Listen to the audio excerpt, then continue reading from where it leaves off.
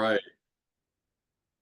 Great. Showtime. Well, hi, everyone. I can't see everybody there. I see there are a few patients that are in the room. So today I have a limited amount of time, but I'm excited because I'm going to be going over how I go about reversing diabetes. Some of you have heard the different ways I've done this, but I have a different spin on things that I think you may be able to grab onto. I'm also aware that there are health professionals which is good. It looks like there's a few nurses, counselor. That sounds like a very important job. Massage therapists and things of that nature. So, we're told all one thing about reversing diabetes, but today, what I'm going to be doing is actually showing you what I've been doing for over 20 years successfully, where I show people how to actually go about reversing diabetes in a very, I would say, different approach. Okay, so if you've never heard me present, or if you've never seen me, I have quite a bit of followers. I have over 2 million views on YouTube. I'm going to make this interesting, fun, and I think you'll get a lot out of it. So if you have a piece of paper and pen, definitely a good time to start taking notes and things of that nature. And then what I'll do, as Miss Donnell has mentioned, I will actually go and answer questions at the very end as well. So obviously this is for you. So first off, when we look at diabetes or any other sort of health condition, oh, someone's video's on.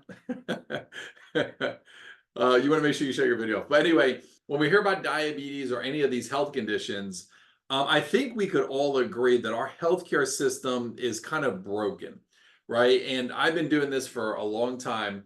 And I just remember every single time a problem shows up, the way it kind of goes is, you go to your doctor, you have a condition, maybe it's wanting to lose weight, or maybe it's your energy, or maybe you're diabetic, or maybe your cholesterol levels are high, maybe there's a tight muscle, or who knows, right? And the way that health providers are taught is to go there and actually find a remedy for this, right? So if you're a medical doctor, you find a medication. So if someone comes in and they have high cholesterol, you find a cholesterol med. If they come in and they're a diabetic, then they give a diabetic medication. And what's really disappointing and I guess infuriating is that as someone goes on to these treatment regimens, whether it be for blood sugar or even for weight, they wind up seeing that over time, they're actually not improving to the level they should be. Meaning for the amount of effort they're putting in, they're actually not getting the results that they really would expect, right? How many times have I heard a patient who struggled with weight try these radical diets, right? Where they're eating no carbs for months, right? Or they're going there and eating like pieces of paper, right? Every single day to try to go lose some weight. Or they're going to the gym. The best is when I always see someone who, you guys ever see it's like a suit someone wears and it's designed to make them sweat a lot, right? And it's like this plastic bag basically they wear. And the hopes is that they actually go to the gym and they sweat off this weight. But we all know that's not going to work because as soon as they take their next drink of water, all that water comes back into their body, right? So anyway, the reason why a lot of these particular mechanisms or treatments are designed is basically out of necessity, right? They're trying to get an improvement, right? As a diabetic, you're trying to get improvement of your blood sugar levels. And it gets very, very disappointing when you're trying and you're not really getting where you want to be long term. And there is a reason for that. And that's what I'm about to go over in this particular presentation about why not only do diabetics struggle, why it's actually pretty easy to reverse diabetes. It only takes 3 steps to actually reverse type 2 diabetes. And then on top of that, why there's no such thing as a fancy diet or some magical diet. Exercise sometimes isn't even the right thing to do as a type 2 diabetic. And lastly, how to actually go. And if you follow these 3 steps, that's how you obviously would get really, really good results. So before I get into that, for those of you who don't know who I am, my name is Dr. Jonathan Spages. I have been reversing diabetes for over 20 years. I have well over 10,000 diabetics who have walked in my office, full-blown diabetic, walk out non-diabetic. Between yesterday and today, we had 3. Last week, we had 11. And there's a very simple path that if you're a type 2 diabetic or you have a patient who's a type 2 diabetic, that if they took this particular path, there's a chance that they would not only be able to reverse their diabetes, but get their body into a healthy state again and keep it that way for a long time. So the analogy I like to give, which I think makes a lot of sense, right, is we look at this old car, right? Has anybody ever seen an old car where it starts getting beaten up, right? The tires aren't really the way they should be. Maybe there's some gears inside that get pretty banged up, right? Maybe you have a broken window, whatever, right? It's an old car. Well, that's kind of unfortunate for a car to be that way, and that's unfortunate where most diabetics are when they have blood pressure and cholesterol problems. And what happens a lot of times, and I'll speak, most of my patients are female, so I'll speak to a female population where um, there's a point where everything's in balance, right? A diabetic wouldn't be worried about their weight. They're not taking any medications. They're not bound for any medications. But over time, what happens is, typically due to stress, is that something goes out of balance. And usually you would think that if they just start kind of getting things back to the way they should be, improving their diet, maybe taking stress out of their day-to-day activities, that things would go back to balance. And believe it or not, many times it does. The body, as you know, is born to heal. So that means that if you cut yourself, after a few days, you should essentially heal. Well, this homeostasis, this balance that this body should be in, sometimes gets overwhelmed, right? Now, I practice in Florida now, but I used to practice in New Jersey.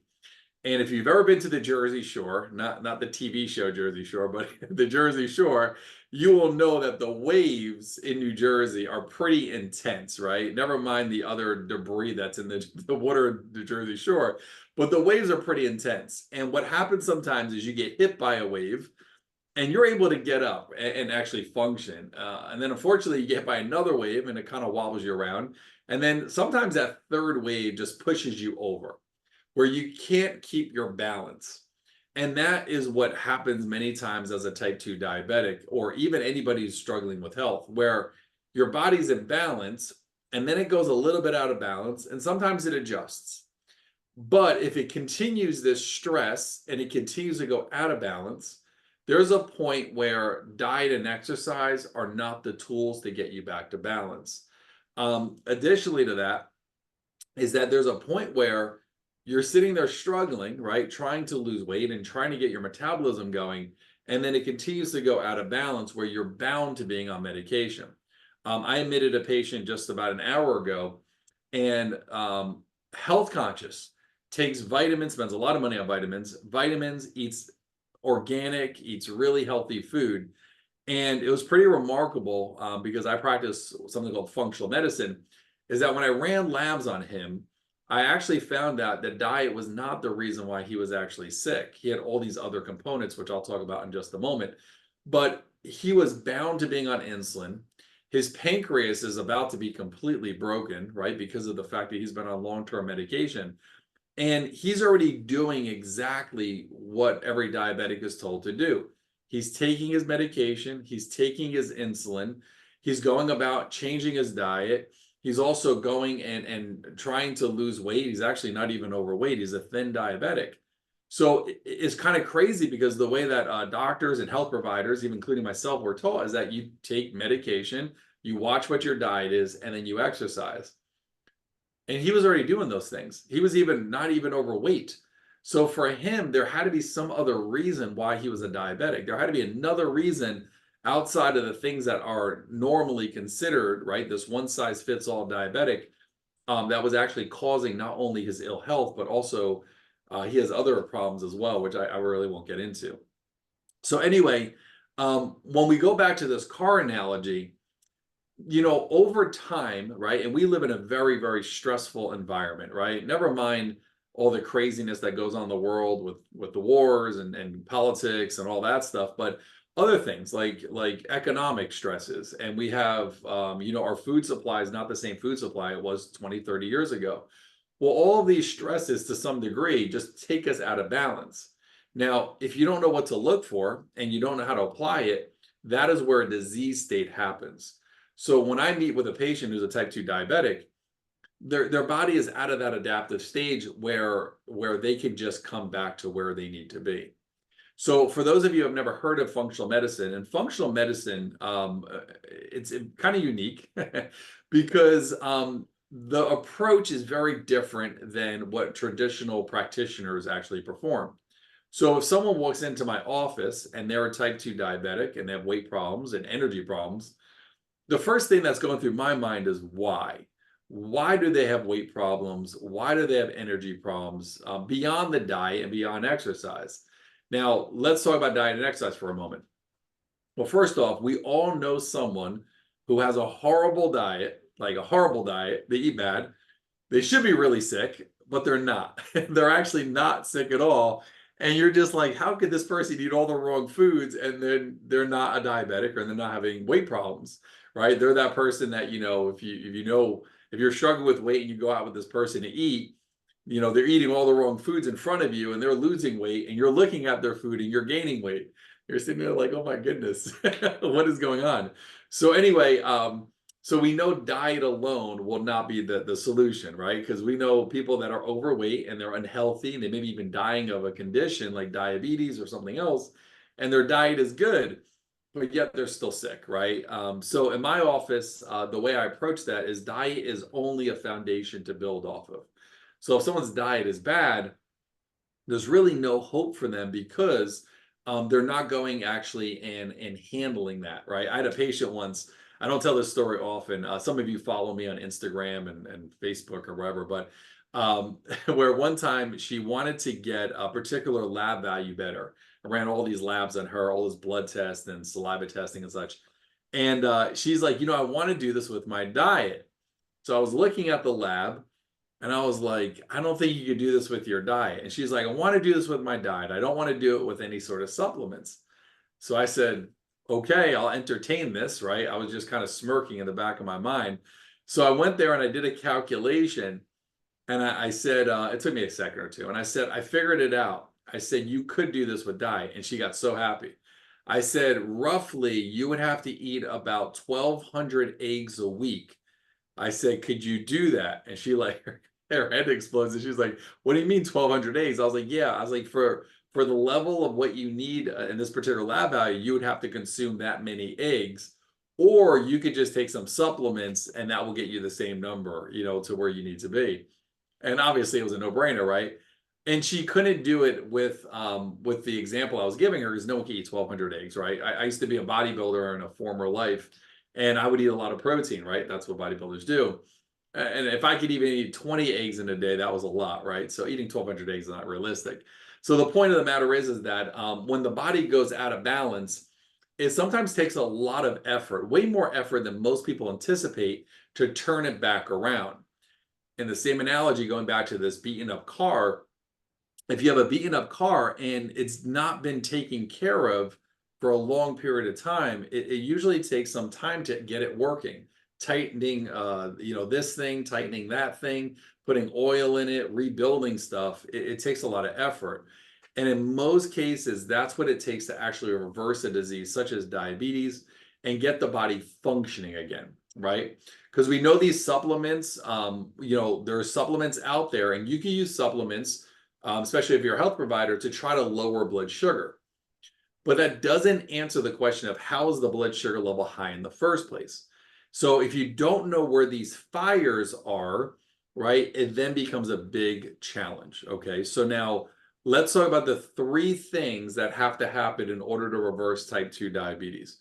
And by the way, just so you know, prior to this particular meeting, I had about 2 hours of information to give you, and I only have about 40 minutes. So that's why I'm trying to condense everything. But just so you know, on my website, I have tons of articles, tons of ebooks, recipe books, all that stuff.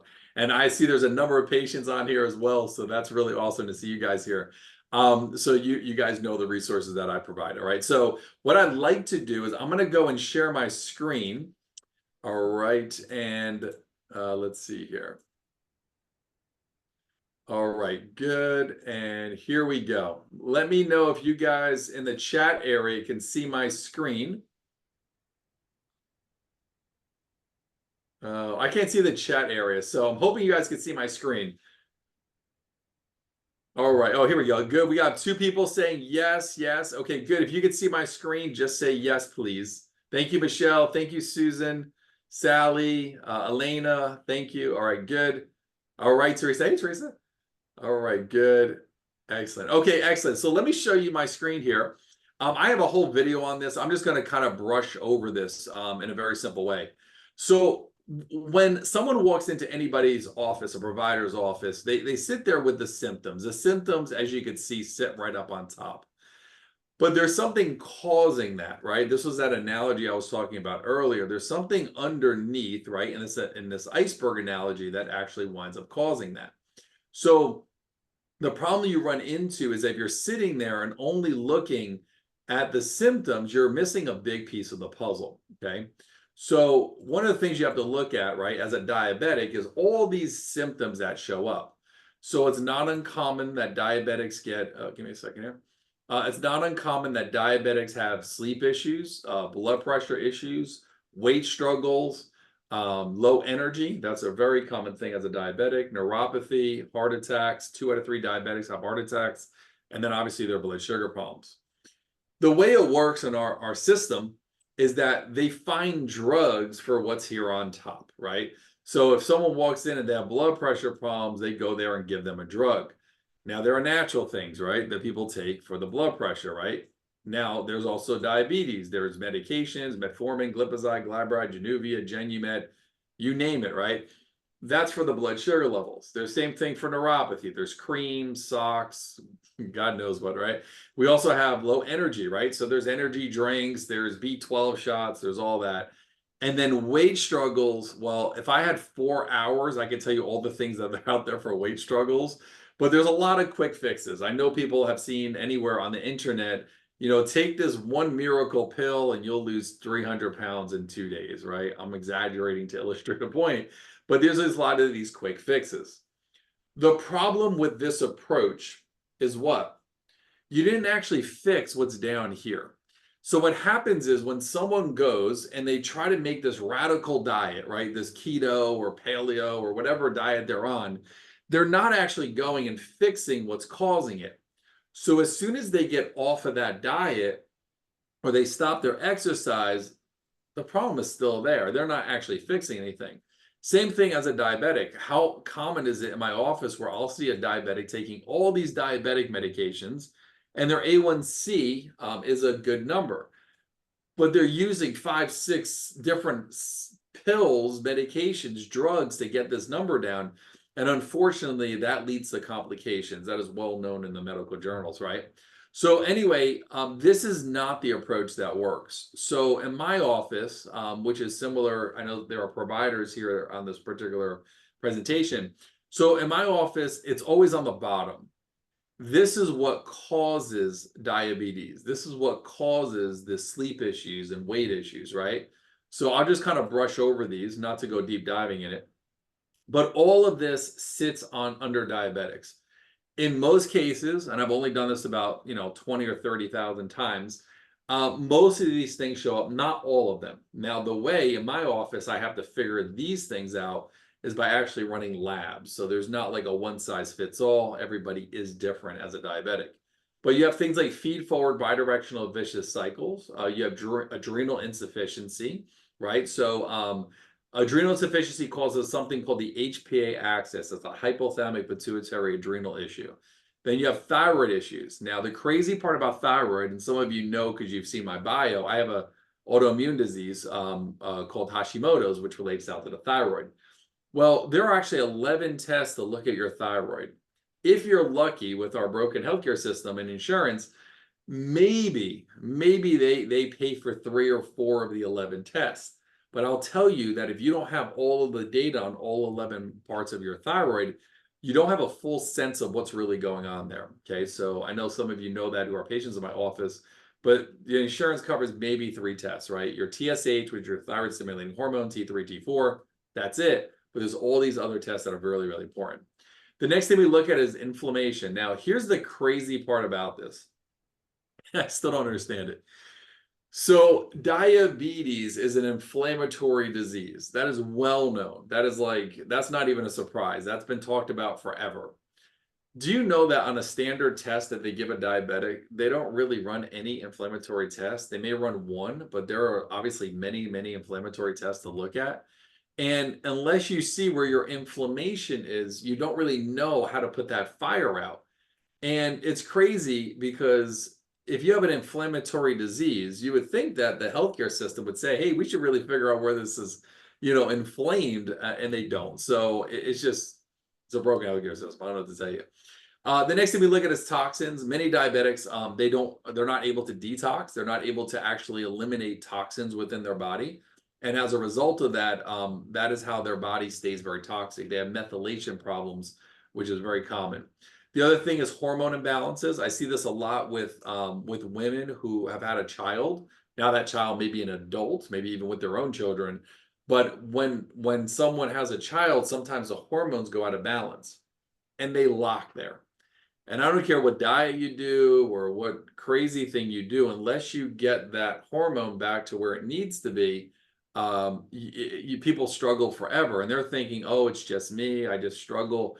But really, a lot of times that sits underneath it. So one of the things for those of you providers, I send patients out for saliva testing to actually look at what their hormones are actually doing.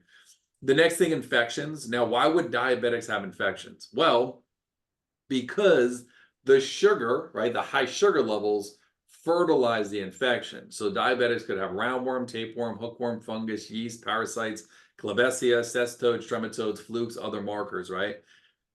If I see 1,000 diabetics, 997 of them will have an infection. Now, why is this important? What does this have to do with diabetes? Well, if you have an infection, first off, you're going to crave foods that you know you shouldn't eat. Number two is you're going to have a really hard time losing weight or regulating blood sugar levels. So it really is an uphill battle. Remember, the body is born to heal, but it's an uphill battle if you have something like that going. Mold issues, metabolic blocks, autoimmune conditions. I see that quite a bit with diabetics. Dysbiosis, which has to do with how your gut is functioning, right? There's a lot of topic there. I have some videos on my website about that. And then lastly, the liver. Now, I have never, ever, ever seen a proper functioning liver in a type 2 diabetic, ever, ever, ever, ever. And the reason why is the liver is the quarterback, right? For those of you who don't know sports or football, the quarterback is like the one that starts everything. So if the quarterback is not able to do what they are supposed to do, it's impossible to win a football game, right? It's absolutely impossible. And I've never seen a proper functioning liver in a type 2 diabetic. So this is where the problem happens, right? What happens as a diabetic is you're sitting there told to go and, take your medications, go diet, go exercise, but that's not doing anything for this down here. And this is where the magic happens, right? Down here is essentially what's happening. And if you could imagine, and I'll give you just kind of a way of fantasizing this, right? If you could imagine, if you could just pluck one of these things and get rid of it, to some degree, this iceberg gets smaller. And the same thing to this one here, and same thing, right? So in patients who are in my office, right, and there's a number of you guys on here, is that is what we're doing. We're going and kind of condensing and making this iceberg smaller. And as a side effect of that, yes, your blood sugar level goes down. Your bad sleep improves. Your blood pressure improves. Your body is now starting to function back to where it needs to be, as opposed to of just putting a Band-Aid on the big picture. Okay, so this is how patients in my office reverse their diabetes. It's not from some trickum, sort of a magical diet that I know that a lot of people try to promote. It's not from going and taking supplements to just treat these things on top, but it's by going and getting rid of all of this. That is how patients get better. The way these are found out is obviously looking and interpreting labs and then knowing obviously what protocol. So whenever, for those of you who are providers, give me one second. So for those of you who are providers in my office, what's different is that each one of these will be a protocol. So for instance, it'd be like layers of an onion. So we can't take on all of this iceberg all at once. We would go like layer by layer. So maybe we work on this and this on the first, I'm just giving it for instance, right? This and this on the first layer, and they work on this on the second layer.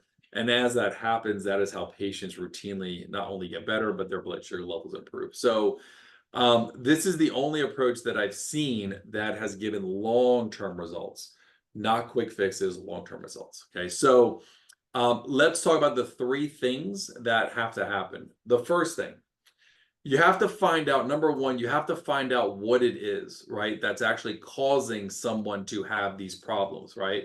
So the first thing is you have to find, right? So that's the first thing if you're writing notes. You have to find out what is the root issue. Where are these fires at? Okay, number one. The second thing you have to do, common sense, right, is fix these things. So you got to fix this, you got to fix this, you got to fix all of these things, right? In my office, I do functional medicine, so we give them natural supplements. Now, the supplements don't treat the diabetes, so they stay with their medication and they do the supplements. And as they get themselves better and better, that is how they lessen their medication and their supplements. So you don't want someone on supplements, a ton of supplements for the rest of your life, right? So that's number two. So the first one is find. All right. Sorry for my bad handwriting here. I did fail penmanship as a kid. I'm joking. Actually, I don't know if I did. I may have because I have really bad handwriting as a doctor. So find. Okay. The next one is fix. Okay. So find is number one. Number two is fix these things. And number three, probably the most important thing is once you're a patient, or if you're a diabetic on here, once you get back to balance and you fix this car, part of my analogy, you fix this car, then you just got to maintain it, right? Common sense, you get your car working correctly, then all of a sudden it's pretty easy to maintain it. Yeah, healthy diet, I have them on my website. You can grab one of those.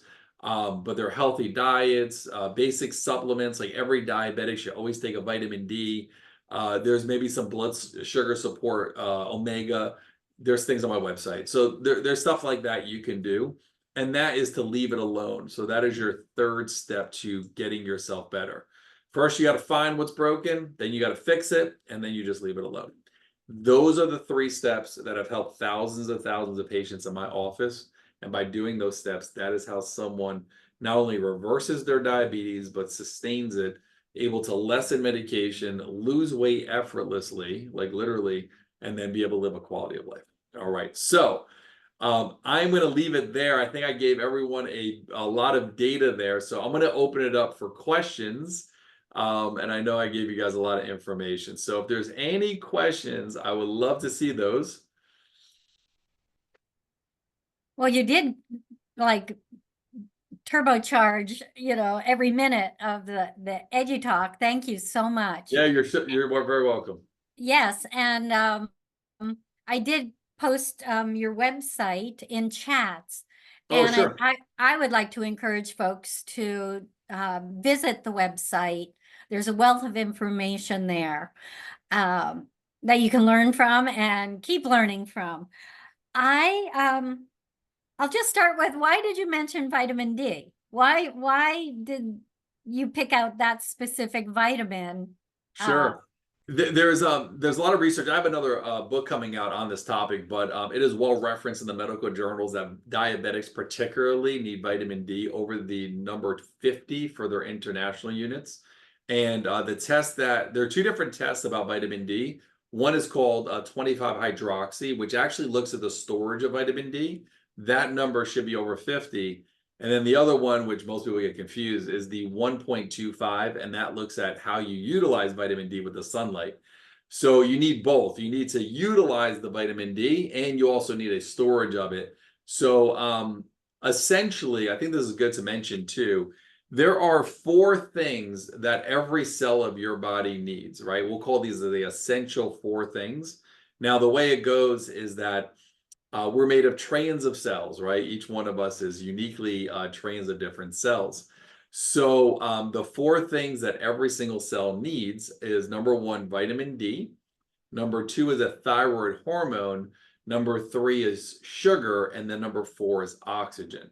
So if we look at each of these cells, kind of like a plant, that's like the common sense thing, right? Like you need oxygen, you need some fertilizer, you need some sunlight, right?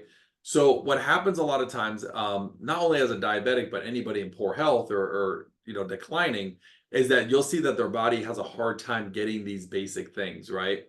So obviously vitamin D is a part of that, but also as a diabetic, they're not getting the sugar they need, right? That's the problem with diabetes, right? They're insulin resistant. So they're not getting the sugar. And then if you have a thyroid problem, it's three of the four things that you would need to get well. So when I see my more advanced cases, those on insulin and that sort of thing, you'll see that they're depleted more, and thus their body's having a harder time to heal. So that's where vitamin D comes in. All right. We Oh, we got a bunch we of have questions. chats coming in and they're going pretty fast. So do you have to come into your office for treatment, or can you treat remotely? Great. And Yep. So that I see that's Sally's question. So Sally, I only see patients in Florida, but I do treat remotely. I don't have a brick and mortar. I used to have one in New Jersey for a long time, but yeah, we do everything through telehealth. But you have to be a Florida resident. So yeah, so that's how we see people one-on-one. okay. Like you mentioned, a saliva test. Yeah. Can that be done remotely? Someone would send you a sample of their saliva? Yeah, if they're a good fit, so we don't take every case because we want to make sure we could obviously help them and they're a good fit for what we do. So we would send them out for saliva testing. There are other tests we do, but saliva tests are a real important test, and that looks at hormones, stress hormones. It also checks for something called type 3 diabetes, which is obviously very important. That's neurodegenerative. So we look at all of those things. So we would send them out for testing. Okay. And there was a question, where in Florida are you? We're in a town called Dunedin, so it's like Tampa is to the right of us, and Clearwater is not too far from us as well. So west coast of Florida. All right. And Susan is asking, what causes insulin resistance? So it's kind of the same scenario I was mentioning earlier, right? So there was a point where your body was able to get insulin in it, and then things broke. There are a lot of things that cause insulin resistance. Poor diet, exposure, right? Excess sugar, your body can't handle it. Inability to digest certain foods, inflammatory foods, like if you're eating inflammatory foods, that could affect it. Not being active, right? So lack of exercise, mobility. There is also a factor of that where you can get metabolic issues due to lack of sleep. So, we're as human beings, we're pretty resilient, but boy, do we kick our own butts. My first book I wrote, which isn't about diabetes, it's a good book, but I put something in the beginning and I said, when a child is born sick, it does everything it can to become healthy, right? And on the other side of it, when someone's born healthy, they'll find every way to get themselves sick, right? So it's kind of one of these weird scenarios. But the one thing I do see, and I'm not sure who asked this question, but mothers, and I'm speaking for my wife and also my mom, moms tend to put themselves last, right? The husband gets taken care of, the dog gets taken care of, the kids get taken care of, and then finally, if there's anything left over, the mom. And the mom is the most important person in the house. So what does that mean? That means that, if you're not eating well because you're worrying about like getting your kids to sports and all that stuff, those little habits over time wind up creating all these different problems, right? Insulin resistance, cortisol issues, that sort of thing, and then stresses of life, right? So all of that affects it. A question from Trisha. I've heard to take different IUs of vitamin D, and I'm remembering it's a fat soluble vitamin. I've been taking 5,000 IUs in the AM and 2,000 in the evening. Any thoughts about that? I don't have diabetes nor any disease, and I'm in good health overall. So what's the question exactly? I think it's is she taking the right amount? You would have to look at labs. That's the only way to know. Oh, okay. Yeah, Okay. labs. Also, you want to make sure you're taking the right vitamin D. So you want to make sure any vitamin D you're taking doesn't have soy in it. So there's a really good one with organic olive oil on my website. So that's the one we typically recommend. It's one I take every day. So yeah, you want to make sure you're taking not only the right dosage. The other factor too, and I don't want to go down a rabbit hole here, but there are reasons why people deplete vitamin D also. So just because you're taking vitamin D, I mean, how often do I see that? Someone's taking vitamin D, but literally it's bleeding out somewhere else in the body due to stress or infections or things like that. So taking the vitamin D is good, but you also have to make sure you plug the hole. If not, you're just wasting money on supplements. So it's a combination of both. All right. And does cortisol levels affect, whoops, that just I'm trying disappeared. to keep up Does, too. yeah, does cortisol levels affect our sleep? And Yeah. if not, what would say is the big factor? That's a great question. So cortisol levels obviously are affected by sleep or lack of sleep. Additionally to that, you have something called the hypothalamic pituitary adrenal axis. So what that is that's two parts of the brain related to the adrenal gland. So you're supposed to have this really nice cyclic motion, meaning that they should go in a nice circle, kind of like as a wheel would turn. And a lot of times they get broken. I will tell you personally, when I was in graduate school, uh, I'm just remembering my roommate walking into my room, and I was one of these night owls. Like I was one of these, I don't know if it's a talent or a curse, but I would be able to have the music on, the TV on, the computer on, and study and still get an A. And my roommate was like, "How do you do that with that much distraction?" But my point is that I would do this to also help me stay up at night till 2 or 3 in the morning to study. And I did that for years, right? That was a sacrifice I did to get through grad school. But that really broke me. Like even though I was, a lot younger than I am now, that really took me almost like 5 or 6 years after to get it fixed and get that rhythm going in. And now it's been perfect for a long time. But so yeah, that did affect it. Now I was doing a lot of other things. I was also a lot younger. That was helping me not get sick, but I started putting on weight and a lot of other factors. So yeah, cortisol absolutely does affect that, but also, you also want to do other things. Like you want to make sure at night, it's quiet. You want to make sure all your electronic devices aren't next to your head. You want to make sure, that you're not seeing bright lights because, that's not normal. Those things also help as well. And Timothy is asking, any suggestions about the find part for people not in Florida?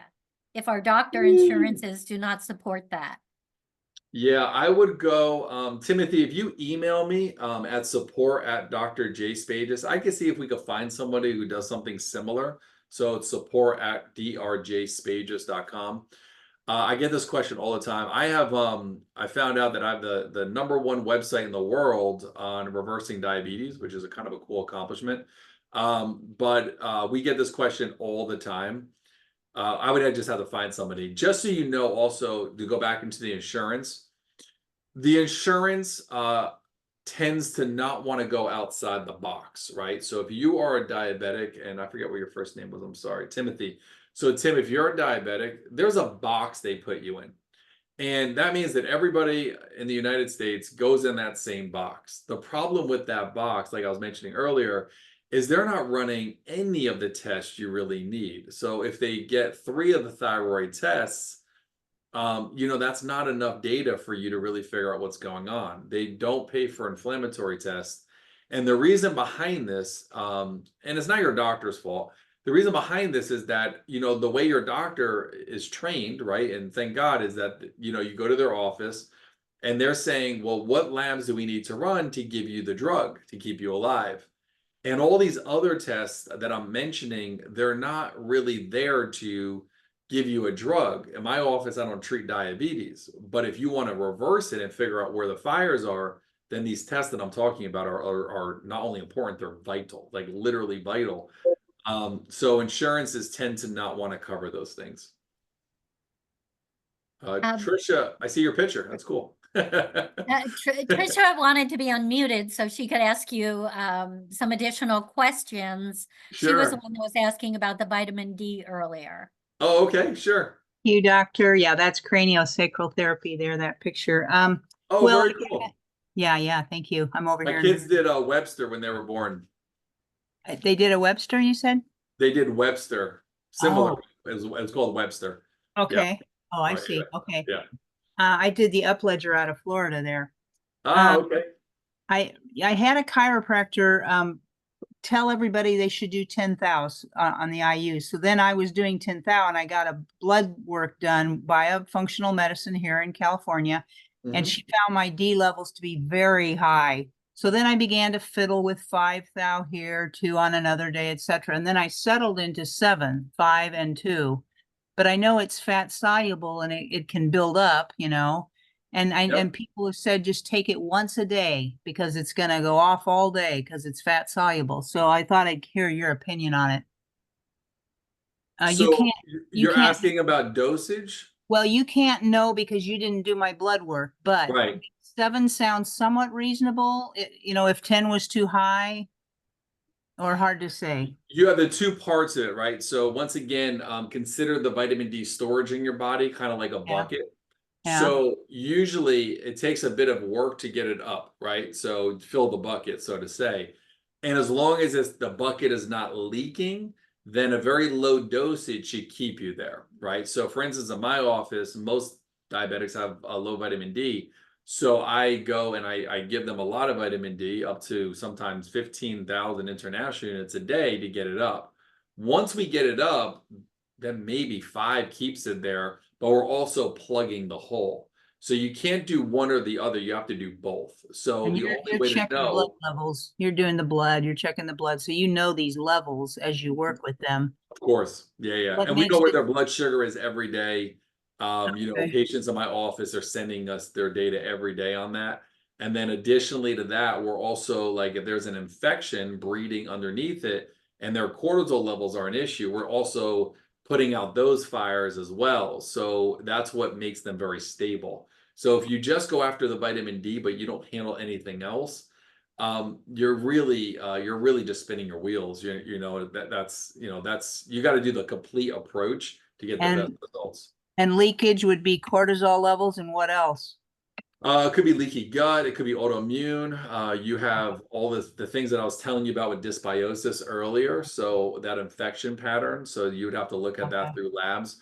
Make sure lymphocytes and monocytes are within the right range. Eosinophils are in the right range. So all of those components are important. And then obviously you want to make sure your white blood cell count is good as too. So I don't know the type of Is patients there you work with, but you want to look at all that, that sort of okay. thing. Is there a California website? tends to be pretty good. Uh, Yeah. like California is much better. It's kind of funny, right?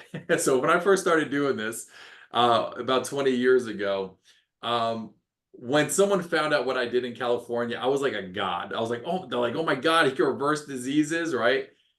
In the East Coast, I was like the biggest quack in the world. This doctor can't reverse diabetes. I was attacked left and right. Yeah. Pharmaceutical companies came after me. It was like kind of a thing, right?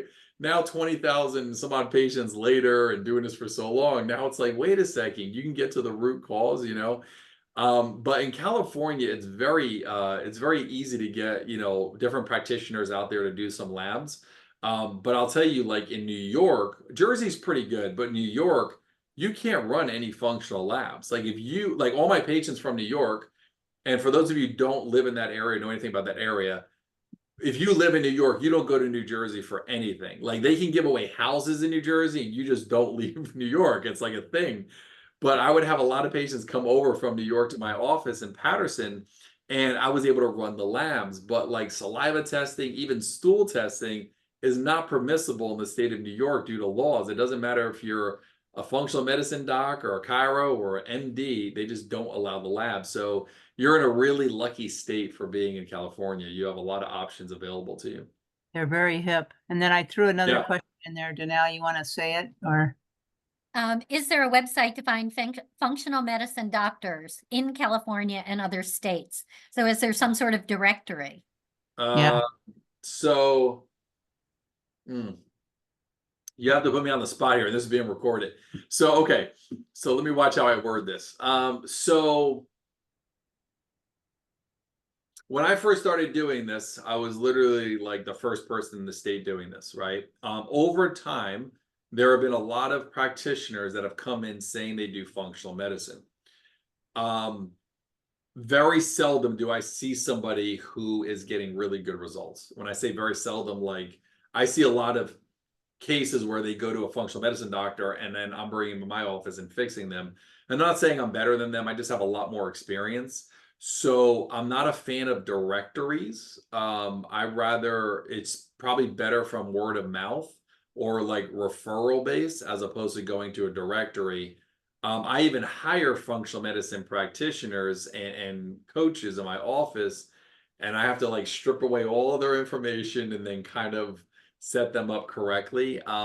And that's just because there needs to be a little bit more standardization. So I wouldn't go to a directory.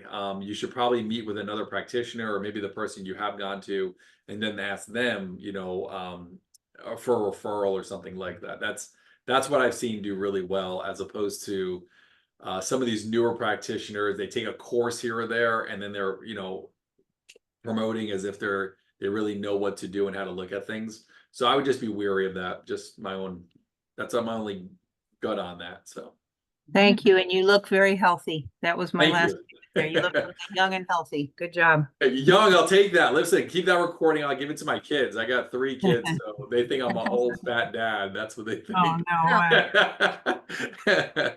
no. Tammy commented, I learned that knowing what is going on via labs is key to the fix for reversing diabetes. Yeah. Hi, Tammy.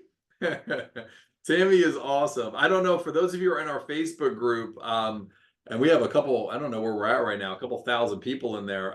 Tammy has a really awesome testimonial she shared in that group a while ago. So if you are in that group, try to search it out. I think there's something in the group where you can look at that. But hey, Tammy, it's good seeing you. I'm glad you're on. Yeah, good. There she goes. That's great. Well, Yeah, thank you, Teresa. Appreciate it. I have another question, back to the iceberg. Yep. And what's below the surface. You go through the labs process. Yep. You get the results. Then how do you decide where to start? Is it with the weakest link? Yep. Or how do you assess to, give advice or prescribe supplements to the client? Yeah, give me 1 second. Sorry, guys, I was a little distracted. I'm just sending you the Facebook group there. So I had to go find it. I don't remember all those numbers. So that's a great question. I will tell you the overall, I think this is the best way to answer this, right? So whenever I look at a case, there are definitely going to be fires. That's guaranteed, right? If there's smoke, there's got to be fires, just common sense. Typically, and when I say typically, we'll say 95% of the time, the very first thing that stops the whole mechanism from healing, the whole body from healing, is the liver. So for most patients, the very first thing we work on is liver, sometimes inflammation, if we can do that. And then depending on the severity of the case, and for whatever reason, I see some of the worst cases. They've gone to everybody, and then they wind up in my office at some point.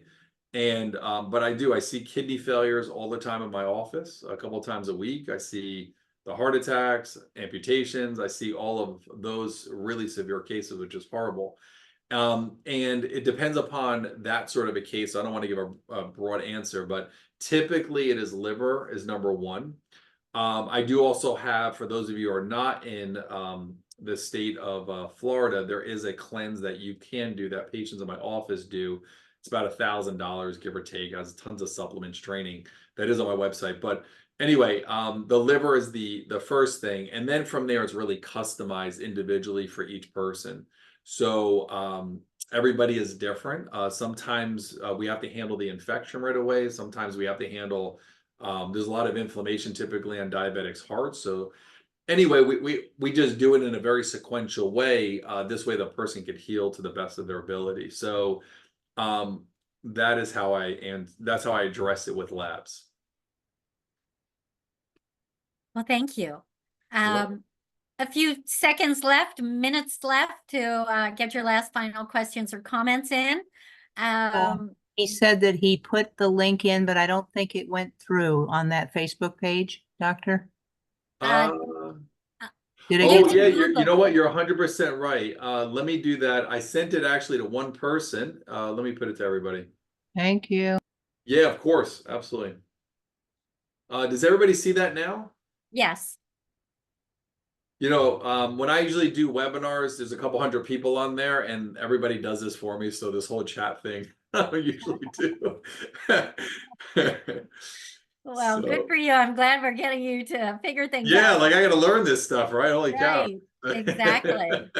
Exactly. Well, for those of you who haven't joined us for previous EduTalk Diabetes series or EduTalk Massage series, the day after the EduTalk, we send out a follow-up email, which will include a copy of the recording, Dr. Spages' contact information, and also, I believe we'll have a handout that will be attached tomorrow.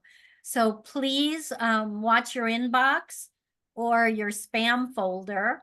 You should be receiving that by the afternoon. And I will also include the Facebook link in that as well.